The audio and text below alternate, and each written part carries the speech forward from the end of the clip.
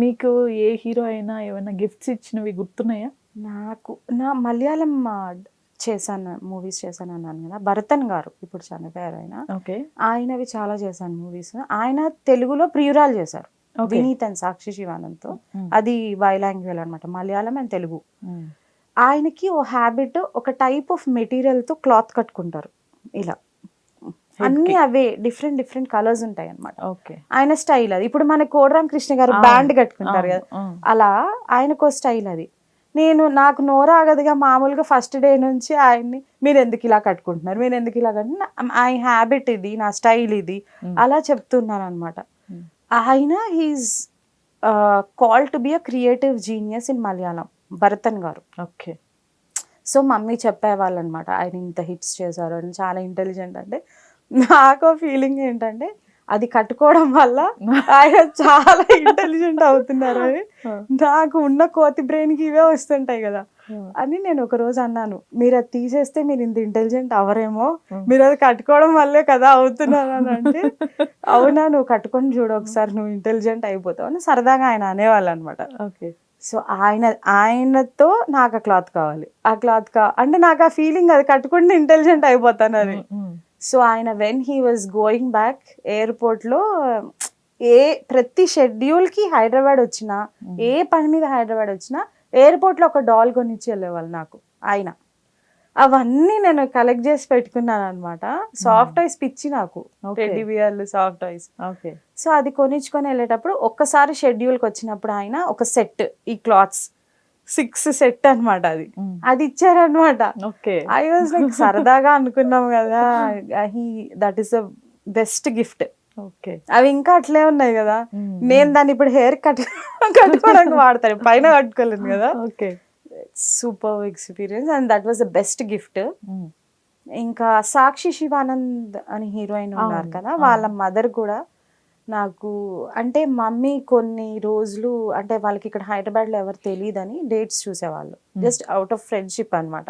ఎవరైనా డేట్స్ అడిగినా మా నెంబర్స్ ఇచ్చి ఇక్కడ అలా మేనేజ్ చేసేవాళ్ళు. అప్పుడు ఆంటీ లైక్ ఎవ్రీ టైం ముంబైలో ఉండేవాళ్ళు వాళ్ళు, ఇక్కడికి వచ్చినప్పుడల్లా ఏదో ఒక గిఫ్ట్ ఇస్తారు. సో బెస్ట్ గిఫ్ట్స్ వీళ్ళిద్దరు ఇచ్చేవి. హీరోయిన్స్ తో మీకు ఉన్న బాండింగ్ ఎలా ఉండేది? ఎవరెవరితో ఉండేది? హీరోయిన్స్ తో పెద్ద లేదు నాకు, అంటే కాంబినేషన్స్ ఎక్కువ లేవు కాబట్టి జస్ట్ సెట్ లో ఉన్నప్పుడు మాట్లాడుకోవడమే. ఓకే. మధుబాల గారు ఆవేశం అప్పుడు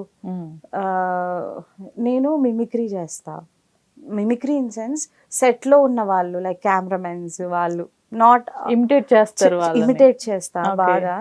అంటే వాళ్ళకి ఏదైనా హ్యాబిట్ ఉంటే, సపోజ్ ఇలా షర్ట్ ఇలా అనుకుంటారు, అలా అన్ని వాళ్ళవి అది చేస్తూ ఉంటాను. పక్కన కూర్చోబె మధుబాల గారు, రాజశేఖర్ మధుబాల గారు ఆవేశం మూవీ, రాజశేఖర్ గారివి కూడా 2-3 మూవీస్ చేసినట్టు. ఆగ్రహం చేసా, ఆవేశం 2 మూవీస్ చేసా. ఒక తమిళ్ మూవీ కూడా చేసా, ఎవడైందా వెనక్కెన్నా అని. ఓకే. అప్పుడు మధుబాల గారు పక్కన కూర్చోబెట్టుకొని ఆయన ఎలా చేస్తాడు, ఈయన ఎలా చేస్తాడు అని చేయించుకునేవాళ్ళు. అదో గుడ్ ఎక్స్పీరియన్స్. అండ్ హీరోయిన్స్తో నగ్మా గారికి నా ఫ్రాక్స్ ఇష్టం ఉండే, మమ్మీ డిజైనర్ అని చెప్పాను. సో నా ఫ్రాక్స్ అన్ని డిజైన్ చూసి సేమ్ అడిగేవాళ్ళు మమ్మీని. అంటే తన 100 days ఫంక్షన్స్కి వాటికి ఏదైనా వేసుకోవడానికి, సాంగ్స్కి అడిగేవాళ్ళు. సో అదో experience.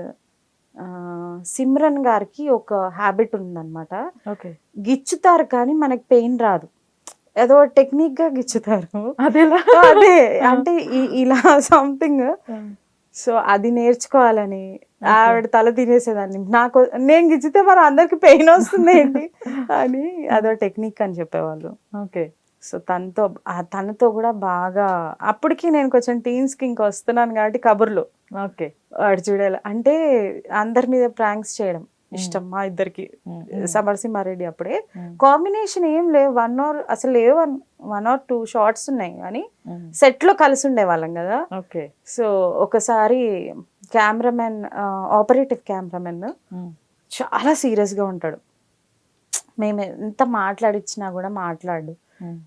Maybe if he seeing Mohan గారు, he is a big cameraman. Mohan గారు he is a big cameraman. So ఆయన ఎంత జోక్ వేసినా అనేవాళ్ళు అనమాట.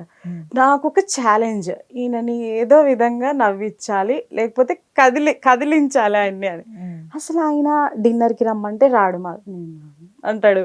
అసలు మాట్లాడి ఏం చేయాలంటే ఒకరోజు చాక్లెట్ క్యాండీస్ టాఫీస్ ఉంటాయి కదా, వాటిలో చాక్లెట్ తీసేసి ఒకటే కలర్ సైజ్ స్టోన్స్ పెట్టాం ఓకే చాక్లెట్స్ లో. ఓకే పెట్టి ఆయన దగ్గరికి వెళ్ళి బర్త్డే అని చెప్పి, ఊరికే బర్త్డే అని చెప్పిస్తే, ఓ అవునా హ్యాపీ బర్త్డే నాన్న అని చాలా తీసుకున్నారు. మీరు తినండి అంటే ఆయన ఓపెన్ చేయట్లేదు మా ముందు. ఓకే నేను సరే నేను వెళ్ళాక తింటారేమో అని నేను వెళ్ళిన తర్వాత ఒక దగ్గర నిలబడి చూస్తున్నాను. పాప సీరియస్ గా ఓపెన్ చేసి ఆల్మోస్ట్ నోట్లో వేసుకోపోయారు. ఆ రోజు అంటే ఐస్ బ్రేక్ అయిపోయింది అనమాట. నవ్వారు, అసలు మామూలుగా నవ్వలే. ఓకే సో విఎస్ఆర్ స్వామి గారు దానికి కెమెరామెన్, నవ్విచ్చావే అసలు మోహన్ ని నువ్వు అని ఎంతసేపు నవ్వారో ఆయన. అంటే ఫూల్ అయ్యానని నవ్వారు, దేనికి నవ్వారో తెలియదు. చాలా సీరియస్ గా ఆల్మోస్ట్ నోట్లో పెట్టేసుకోవద్దు నా నడిచాను నేను. ఏంటివి అన్ని స్టోన్సా అని. సో ఇలాంటి ఎక్స్పీరియన్స్ వస్తాయి. హీరోయిన్స్ కొంచెం తక్కువే, అంత హీరోస్ ఎక్కువ. ఈ హీరోస్ తో చేసినప్పుడు వాళ్ళ ఫ్యామిలీస్ తో కూడా మీకు బాండింగ్ ఉంది కదా? రాజశేఖర్ గారు, జీవిత గారితో బాండింగ్. ఆయన భాస్కర ప్యాలెస్ లో ఉండేవాళ్ళు అప్పుడు. ఓకే. సో 1 year నాకు గిఫ్ట్ ఇచ్చారు స్విమ్మింగ్. నా గ్రేడ్స్ బాగా వచ్చాయని రిపోర్ట్ చూసి ఇచ్చేవారు, నెక్స్ట్ టైం ఇలా రావాలి అని చెప్పి. ఇంకా families Surekha aunty, Chiranjeevi uncle, వీళ్ళు ఇంత ప్యాషనేట్ గా ఉన్నప్పుడు ఎవరో ఏదో ఒక చిన్న మాటని వదిలేసుకుని వెళ్ళిపోయారు ఇదంతా కదా. అదే అనుకుంటున్నాను. చిన్న మాట అంటే తక్కువగా చేసి చూసారేంటి సినిమాల్లో చేసే అమ్మాయి అన్న ఒక ఫీలింగ్ బాగా గట్టిగా పడిపోయింది. అది అందరు చేయలేరు కదా. అదే కదా. అదే నేను మా చైల్డ్ ఆర్టిస్ట్ రీయూనియన్ అప్పుడు అనుకున్నాను, దిస్ ఇస్ మై ఐడెంటిటీ కదా. సరే అది కూడా ఇంకా ఒకరికి ప్రూవ్ చేయాలని అది కూడా చేశాను. రైట్. ఇప్పుడు ఏం చేస్తున్నారు? Now I'm looking after my family business, construction. ఇప్పుడు ఇంట్రెస్టెడ్ గా ఉన్నారా రోల్స్ కి? ఇన్నిసార్లు నో నో నో అని చెప్పడం నాకు బాగా అనిపించట్లేదు. Maybe what ever suits me. Okay. And ఏదైనా ఇంపార్టెంట్ రోల్ అయితే మూవీలో చేస్తాను ఇప్పుడు, బికాజ్ నేను ఇంకా హైదరాబాద్ లోనే ఉన్నాను. చైల్డ్ ఆర్టిస్ట్ అనే వాళ్ళు ఇక్కడ ఉన్నారు, ఆల్రెడీ వచ్చేసేసారు, వెళ్ళిపోయారని తెలుసు, మళ్ళీ రిటర్న్ అయ్యారు కొంతమందికి తెలుసు అండి, కొంతమందికి తెలుసు. ఓకే. కొంతమంది ఫేస్బుక్ లో టచ్ లో ఉన్న వాళ్ళకి తెలుసు. కొంతమంది ఇప్పుడు నేను కొంతమంది న్యూ కమర్స్ కి డబ్బింగ్ చెప్పేదాన్ని మధ్యలో కూడా, ఓకే, ఇంజనీరింగ్ చేసేటప్పుడు. సో అలా కొంతమంది టచ్ లో ఉన్నారు కాబట్టి వాళ్ళకి. ఎవరికండి? న్యూ కమర్స్ అండి అందరికి. ఎల్బిడబ్ల్యూ మూవీ, అలా బావా మూవీ అలా చెప్పాను. మ్యారేజ్ గురించి ఏంటి ఒపీనియన్? ఎందుకు వద్దనుకున్నారు ఇప్పటి వరకు? అంటే అండ్ ఓన్లీ చైల్డ్ చెప్పాను కదా. సో నాకు వచ్చేవన్నీ నేను యుఎస్ వద్దనుకునే వచ్చేసాను. కావాలనుకునే కదా వెళ్ళారు? నేను అదే వర్క్ చేశాను, చదువుకున్నాను అక్కడ, వర్క్ చేశాను. But I started missing my friends and Hyderabad life. Okay. So అది రీజన్ వచ్చాను. సరే అక్కడ వద్దు అని నచ్చకే కదా వచ్చాను. నాకు వచ్చే ప్రపోజల్స్ అన్నీ యుఎస్వి వస్తున్నాయి. So I don't want to leave Hyderabad and go. హైదరాబాద్లో వచ్చే అంటే హైదరాబాద్లో ఉన్నవి మాత్రమే అంటే కొంచెం చూసుకోవాలి కదా. ఓకే. అంతే, అంతకన్నా ఏం లేదు రీజన్. ఉందా అసలు? ఇంట్రెస్ట్ ఉందా మీకైతే? ఇంట్రెస్ట్ అంటే ఎప్పుడు ఉన్నాం, కంప్లీట్ గా ప్రిపేర్డ్ గా ఎప్పుడు ఉన్నాం కదా. కానీ but that is the only reason. అంటే ఇప్పుడు పేరెంట్స్ ఇద్దరు వదిలేసి నేను అక్కడికి వెళ్ళి మళ్ళీ ఏదైనా అవుతే నువ్వు నాకు నచ్చావు డైలాగ్ లాగా టాబ్లెట్ వేసుకున్నావా అని అనడం తప్ప పక్కన ఉండాలి కదా అని అదొకటి గుర్తొస్తుంది. ఓకే. బట్ అంతకన్నా వేరే రీజన్ ఏమి లేదు. మీకు ఎవరైనా నచ్చడం కానీ, మీకు ప్రపోజల్స్ రావటం? ప్రపోజల్స్ చాలా వచ్చాయి కాలేజెస్ లో. ప్రపోజల్స్ చాలా వచ్చాయి. కాకపోతే నా సైడ్ నుంచి కూడా కొంచెం ఇష్టం ఉన్నాయి, లేవు అని అంటే ఎలా ఉన్నాయి, బట్ డింట్ వర్క్ అవుట్ అంతే. ఎవరు అనుకున్నారు? మీరు అనుకున్నారా, మనోజ్ గారు అనుకున్నారా మ్యారేజ్ ప్రపోజల్?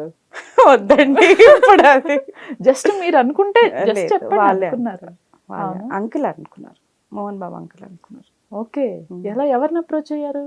ఎవరు? పేరెంట్స్ ని అడిగారు. ఓకే. ఏంటి రెస్పాన్స్ ఏంటి మరి? నేను ఎందుకని? వద్దులేండి అది. అయ్యో అంటే మీ వద్దు లెట్స్ లీవ్ ఇట్, వద్దు.